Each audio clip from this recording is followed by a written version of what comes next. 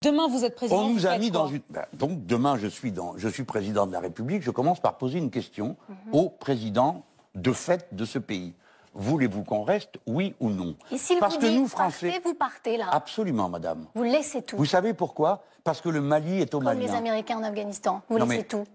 Vous vouliez que les Américains restent en Afghanistan? Non, mais oui ou vous non? Vous partez, monsieur Mélenchon. Madame, nous ne sommes pas chez nous au Mali, vous pouvez l'admettre. Nous ne sommes pas le gendarme du monde. On y est parce que le Mali nous avait demandé de venir l'aider. Le Mali nous avait demandé de l'aider par un président qui était déjà discutable. Et je viens de vous dire que nous l'avons fait. Et vous partez au risque que le terrorisme s'exporte chez nous. Mais vous savez très bien que ça ne se passera pas comme ça. Ah bon? Mais non. Vous faut suivre l'actualité, chère madame. Figurez-vous que le président de la République a dit que nous irions... C'est mon métier, je le fais tous les jours. Eh bien alors pourquoi vous me dites des choses pareilles? Vous savez comme moi que le président de la République a déjà décidé, madame, a déjà décidé que les troupes françaises s'installeraient au Niger et au Tchad.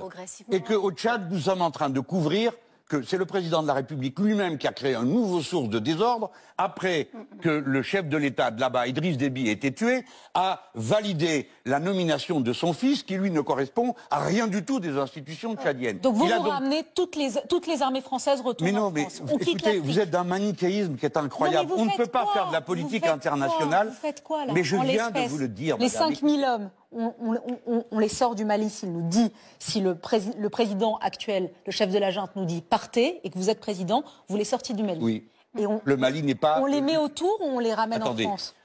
C'est quand même incroyable. Mais vous croyez qu'on est chez nous?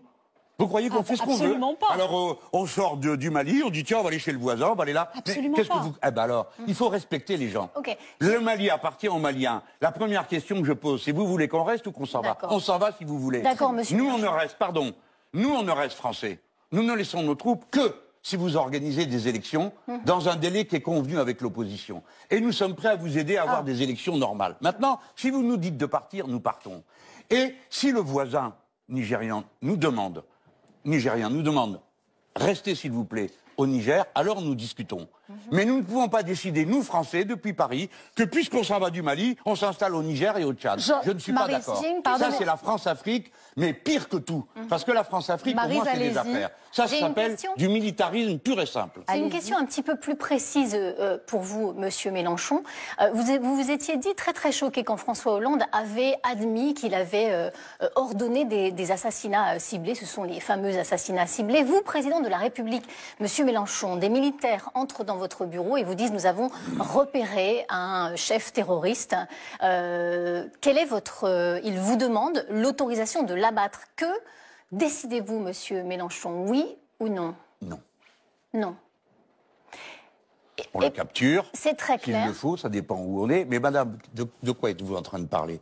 D'un terroriste qui serait où? En France ou ailleurs? À l'étranger. À l'étranger. Donc nous tuons des gens à l'étranger. Avec l'autorisation de qui? Vous savez très bien que ça existe. Vous, à l'épreuve du pouvoir, vous direz non. Madame, l'épreuve du pouvoir m'empêcherait de vous répondre. Mais puisque vous voulez à tout prix me faire répondre, alors je vous réponds comme homme, non. Je ne suis pas d'accord pour que la France organise des assassinats dans les autres pays. Voilà. Ou alors avec l'autorisation des gens du coin. Mais alors ils s'en chargent même. Parce que nous, les Français, en principe, on a voté contre la peine de mort. Donc je ne vois pas pourquoi la peine de mort dont je ne veux pas chez moi, j'irai l'appliquer ailleurs. Jean-Luc Mélenchon. Je vous demande, écoutez, est-ce que vous vous rendez compte? Mettez bout à bout toutes ces questions. 1, vous êtes pour qu'on reste.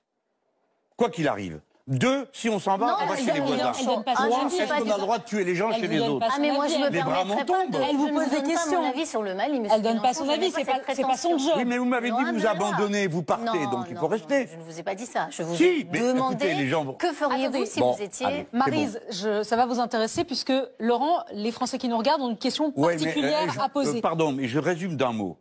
Je respecterai l'indépendance des pays d'Afrique, car je veux que la francophonie qui nous unit devienne une francophonie politique, débarrassée de l'impérialisme militaire, débarrassée des grandes affaires. La chance de la France, c'est cette langue que nous avons en commun pour faire des grandes choses en commun, qui ne sont ni militaires, ni business. Il faut du business, il faut des militaires, mais il faut d'abord de la fraternité entre les peuples et de l'intelligence.